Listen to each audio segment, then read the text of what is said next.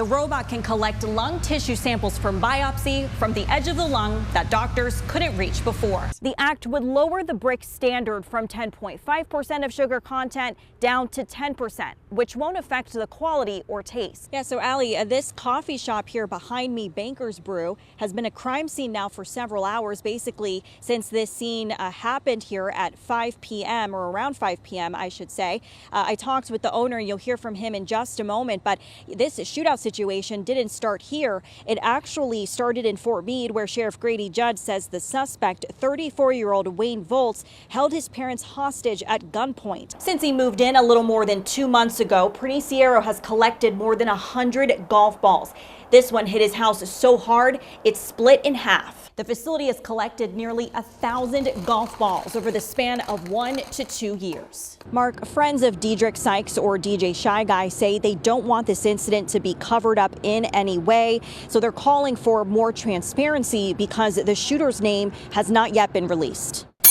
The play features 45 custom-made pie props and dozens of other props that simulate a day in a real-life diner. This theme park under the sea holds 150,000 gallons of water. You'll be able to see all kinds of different animals in this 180-degree tunnel. You may not ever notice this tiny bracket on an officer's belt, but it's helping them be safe and maintain public trust. These seats date back to 1966, when the old iconic stadium was built to house MLB spring training. They'll be placed throughout the park to honor the stadium's rich history. The new City of Mulberry Museum will be relocated to this site, bringing with it a collection of historical artifacts. Yet what many people didn't realize was that a huge piece of history was already here. Polk County Sheriff Grady Judd says the 81-year-old victim, Patrick Benway, was stabbed 113 times by a man with a history of mental health issues, including schizophrenia. There was a dead man, my dear friend, on the floor, blood everywhere. Janice Pepin has lived at the independent group home on Bluebird Avenue in Bartow for just a week. On Saturday night, 18-year-old Moses Ojeda had moved in with her and her 81-year-old roommate, Patrick Benway, after being released from the hospital. That night I didn't sleep well. I kept hearing doors opening, closing, opening, closing. I don't know, I just had a feeling something was wrong. Pepin's instincts ended up being correct. She didn't know Benway was dead in his room until lunchtime the following day. Polk County Sheriff Grady Judd says Ojeda stabbed him 113 times while he slept. He told detectives voices in his head told him to do it, and he wanted to kill him because he was already dying. He admitted to us he never had a conflict, a cross word with this 81-year-old gentleman who was in bed asleep when our suspect Moses started stabbing him, and he woke up and asked, you know, why? Why do you want to stab me? Pepin describes Patrick as a loner who lived in the woods off of the land for a while, as well as on a sailboat. He never married. He was a very gentle, quiet man. He loved nature. He was on oxygen. He was weak. I'm sure he was very easy to be taken down. She's grateful she was spared because she could have become a victim as well. I just thank God I was very kind to him, and he responded to that kindness. I didn't criticize him. I didn't give him hell for making noise that night. I made muffins for him, and I think that's probably what saved me. Yeah, the kindness that I showed towards him. The sheriff says the suspect cleaned the knife after the killing and put it back in the kitchen. He also removed his blood-stained clothing and then put it into a laundry basket. Prior to this, he had no criminal history. In Bartow, Carla Bayron, Fox 13 News. We had to take out every wall. Jan Morrissey still isn't back into her home on Lake Bonny. We lost all of our furniture, all of our appliances, everything. Hurricane Milton caused devastating flooding that lasted for weeks until state officials and the Army Corps of Engineers brought in industrial pumps to help move the water into Lake Parker. Recently, Morrissey and her neighbors created a petition demanding an independent investigation into what they're calling the causes, management failures, and lack of flood mitigation efforts by the city, county, and SwiftMud.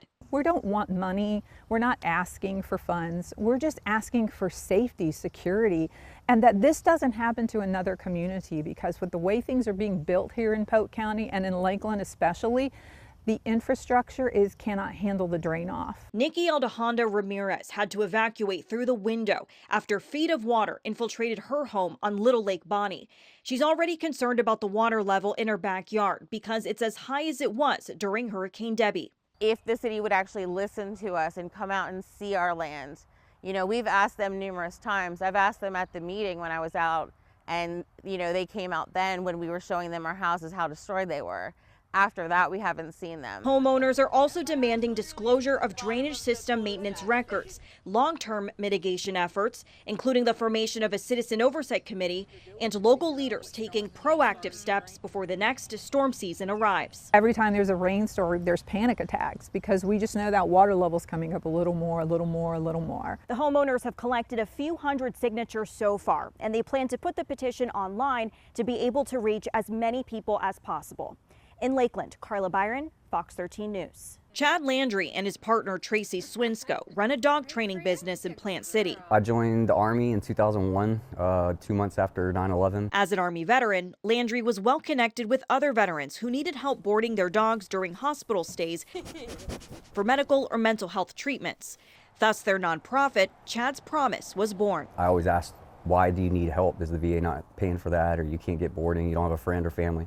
These guys are transplants from other states sometimes. They don't know anybody here, and the only thing they have is that dog. Today, hospitals and animal control agencies call the nonprofit when dogs are at risk of being surrendered. Landry and Swinsko provide the animals a safe haven so they don't get adopted or put down until their veteran owner can reunite with them. And the veterans don't have to owe them a dime. Landry and his co-founder say their nonprofit is likely the only one doing this mission throughout Central Florida. We walk the dogs, we'll bathe them. Missy Kester has been a volunteer here for 4 years. Good girl. She says the best part is seeing the reunions between the veterans and their pets. The veteran will tell us, you know, you saved my life. You helped me get fixed, get my medical under control. They get their best friend back. And usually the veteran's in tears, I'm in tears, the dog won't stop wagging his tail, and it's so fulfilling to see. Landry sees a future where this program is available near every VA facility. At the end of the day, it's the veteran that's smiling, he's happy, he's telling everybody what we do. That's what I feel good about. Making sure the bond between our heroes and their best friend is never broken. Reporting in Plant City, Carla Bayron, Fox 13 News.